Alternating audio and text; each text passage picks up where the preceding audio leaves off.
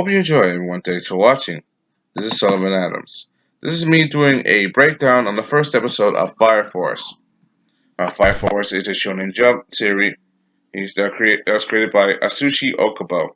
This series was first published, published in September 13th, 2015. It right now has 20 volumes, and it's currently ongoing. The episodes itself is currently both in English and Japanese dub, or you can available for streaming. Anyway, let's get started. The first episode introduces pretty well Fire Force was dealing with a spontaneous human combustion, also known as infernos. Infernos are victims of spontaneous combustion, where a person spontaneously combusts, be turning into an inferno. An inferno is a person goes on a rampage. They loses all sense of self, causing fire or disasters and buildings to catch on fire. This, of course, is unfortunate because that means that the person behind this one has no sense of self. They have no free will. They just spontaneously combust, causing fires unexpectedly to themselves and to those around them. This spontaneous human combustion, also known as infernos, are well known and are a common fear. And because of that, normal people can't handle them. However, there's a special group of people who are equipped to deal with infernos. This is the Special Fire Brigade, also known as Fire Force. They are made of people who are designed to deal with infernos. Some of them even have unique powers themselves. As the story begins, we get to see the events of what happens in the beginning. And the story starts off well as the solar year of 1988 in Tokyo Takaku Ward, near a train station. Things start to look well. As things start to commute, we even get to see the opening bar. Then all of a sudden, a man, he spontaneously combusts us on board a moving train. We get to see our main protagonist. He watches as it comes in on fire.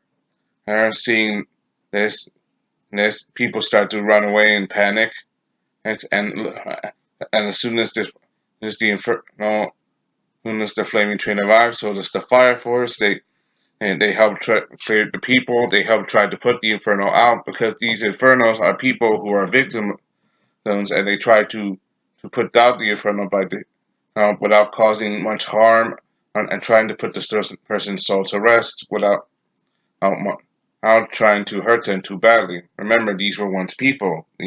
It's just unfortunate for them because they are the victims of spontaneous combustion. We get to see our main protagonist admire them, and how they handle them, and we just reveal that he is not an ordinary protagonist. He's actually a member of their team. His name is Shinra Kazakube. He's here as the newest member of the A Fire Division Company. And he introduces himself by saving one of their members who was about to be felled by falling debris. He's nicknamed the Devil's Footprints, and because of his ability to shoot fire from his feet, and because of his unique powers. It shows, actually in the first 5 minutes, we're introduced to the main protagonist right away. And he shows off his skills. We get to see the team right off the bat, and it's pretty simple, really, and it's really simplistic. I really enjoy the fact that they got straight into the action, and we get to see them work out. And later, he introduces himself more properly.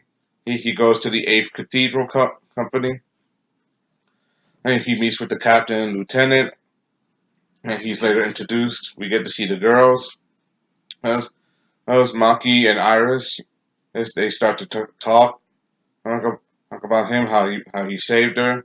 They're introduced more. We even get to see Shinra's motivation. He wants to be a hero. But why does he want to be a hero? Especially since he's known by the nickname and the Devil's Footprint. He was not that nickname for a reason, and this is because of the tragedy of his past.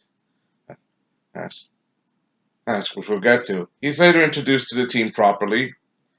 We see their members off well mannered. He also gets is a bit nervous. One of the reasons why he smiles and has a creepy smile is because of his off-putting and nervousness. This is also because of the promise he made to his mother, and, to, and that he wants to always be a hero and to keep on smiling. Basically, the reason why he smiles so much is because uh, it shows off his nervousness. It is a quirk that he cannot help because of the trauma of his past. Being known as a devil, he was rejected by everyone because of who he was. As even his captain makes fun of the smile. But he gets reassured though that he's a member of a proper team and that their job is to put out the infernos and to help stop the threat of spontaneous human combustion, and that they have other ones to do it. Asta Shinra still wants to be a hero, but how can he be a hero in this day and age where he's still reminded of the past and the loss of his family? This is a very compelling story. He's later put into action, and and he and his team they eventually move out and they go deal with their first, and he gets to deal with his first inferno. We get to see more flashbacks of his tragic past, and the fact that he lost both his mother and brother as a result of them out of a spontaneous human combustion. But it's revealed that because he's a third generation, the ability to spontaneously combust and create fire at will, people feared him. They called him a devil because of his smile. His smile became he became cursed and branded as a devil because of who he is, rejected by everyone, which is one of the reasons why he a hero so badly. He wants to be accepted, and, and even his commander tells him that he should be a hero by himself. That he has a team, and but he's constantly reminded he's still new at this, as he's still trying to do things on his own. But he's not alone. This is something that he cannot handle, especially since this is his first time being a Fire Force soldier at the academy. He knows that he has to be part of a proper team, even though he gets easily hurt, and gets a scolding for it from the lieutenant. And he knows that he can't hold back, especially now that he's a part of a proper team. Especially when he wants to keep his promise to his mother about being a hero, and he's trying to smile.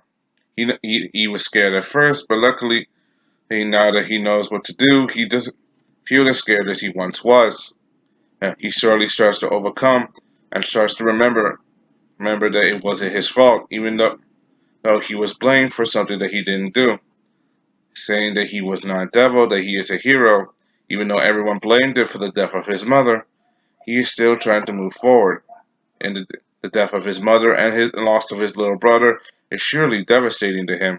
With the memories of his family driving him, and his new family, our Company 8, move forward and continue to stop these spontaneous human combustions. And knowing that he wants to find answers and to find out why, he is to make sure that he wants to be a hero and do it the right way, even by smiling. However, his smile is also a curse because it reminds him of his past. He was called the devil, and the reason why he called him devil is because he always smiled. This smile was, of course, a mask to mask his pain, to not knowing that he was actually suffering on the inside. Where Shinra, even though he smiles, he's trying to do his best and trying to become more than just the devil.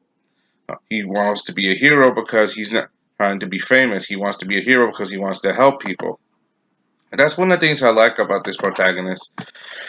He's faced with a tragic past, typical of a shonen trope. Like he has a particular goal. He doesn't want to be the best because he wants to be the best. He wants to be the hero to show that to overcome his past, a tragic past. And he's not just doing this alone. He has a new family. This reminds me of a lot of other shonen heroes that we've seen in the past, and he makes sure that he doesn't do this alone. And with help from this special company and his new family, he eventually gains that confidence that he needs, knowing that he's not alone anymore. Even though he's in the nickname Devil, he is not alone. He has people that support him, love him, and care for him. And now that he's a part of a family, and it's part of Company 8, he can continue to move forward, find out what really happened to his family, and achieve his goal without looking back on the past too hard. But however, it is going to be very difficult for him because once past, it's hard to shake, especially since he's going to be forever known by the title of Devil. But being situation by himself, oh, if he's not alone, he still has friends and a family.